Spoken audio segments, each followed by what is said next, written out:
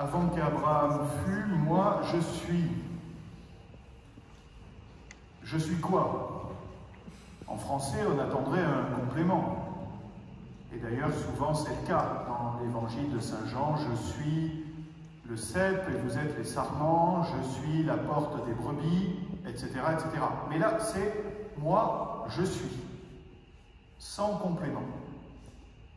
Ça peut nous paraître curieux, mais il faut savoir que c'est un message extrêmement fort que Jésus envoie à ce moment-là.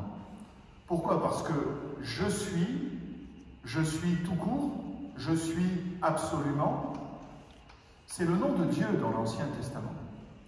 Lorsque Dieu s'est révélé à Moïse, au buisson ardent, chapitre 3 du livre de l'Exode, Moïse lui demande son nom. Et Dieu répond, je suis, je suis. C'est-à-dire, je suis absolument. J'étais dans le passé, je suis aujourd'hui, je serai demain. J'existe sans limite, sans commencement ni fin. Nous existons, oui aussi.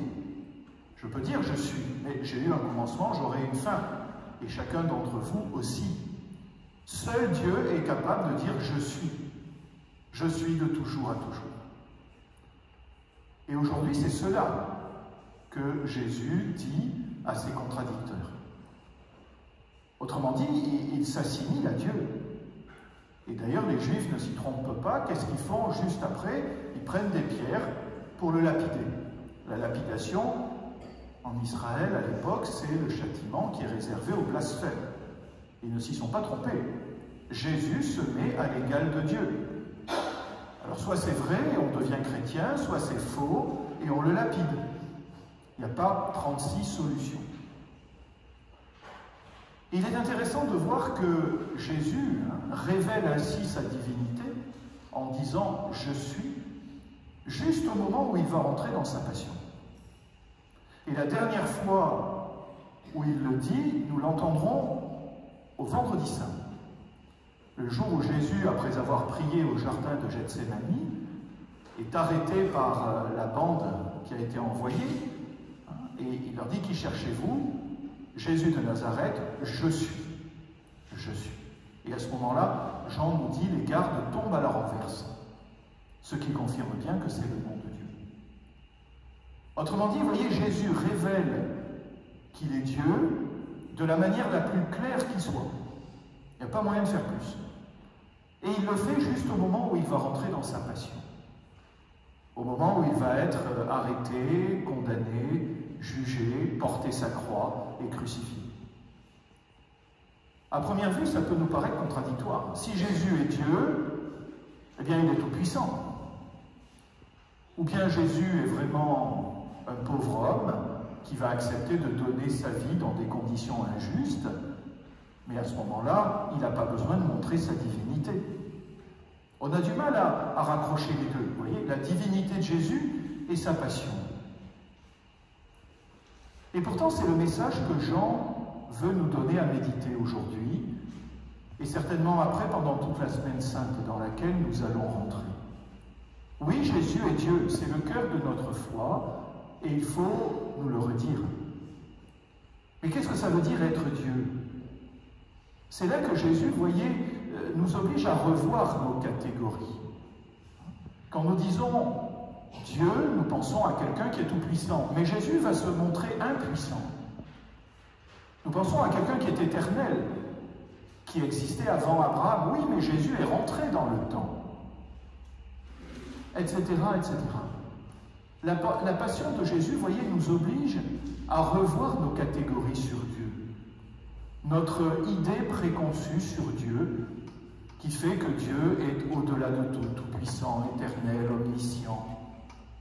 Mais précisément, la passion nous montre autre chose. Elle nous montre que Dieu se révèle Dieu en plongeant au milieu de la réalité des hommes et en la prenant à bras-le-corps. C'est une manière de nous dire « je suis Dieu, oui, mais ce que vous vivez, moi aussi j'accepte de le vivre ». Ce que la vie humaine a de plus compliqué, de plus tourmenté, de plus difficile, Dieu ne le regarde pas du haut des cieux avec un regard de bonté, mais un regard lointain. Dieu le prend à cœur. Dieu le prend sur lui. Et il montre sa divinité justement dans la mesure où il subit tout cela et où il le transfigure de l'intérieur. Ce que nous allons célébrer pendant la Semaine Sainte, c'est bien cela finalement.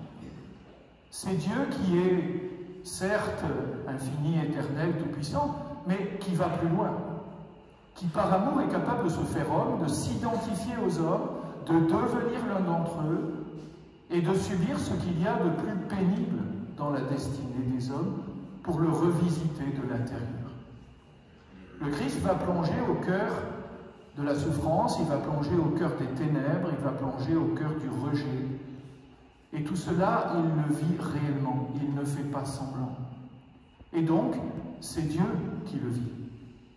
Mais Dieu le vit pour le transformer de l'intérieur, pour que les ténèbres dans lesquelles il accepte de plonger deviennent lumière, pour que la souffrance soit transfigurée par la charité de Dieu, pour que le rejet soit transfiguré par le pardon qu'il est capable de donner. Père, pardonne-leur, ils ne savent pas ce qu'ils font. Le mystère de la Semaine Sainte, c'est bien cela. Jésus n'est pas Dieu en étant au-delà de tout ça. Jésus montre qu'il est Dieu parce qu'il est capable de rentrer dans tout cela, de le subir comme nous, mais de le transfigurer de l'intérieur par sa puissance divine. Et évidemment, il fera éclater tout ça au matin de Pâques.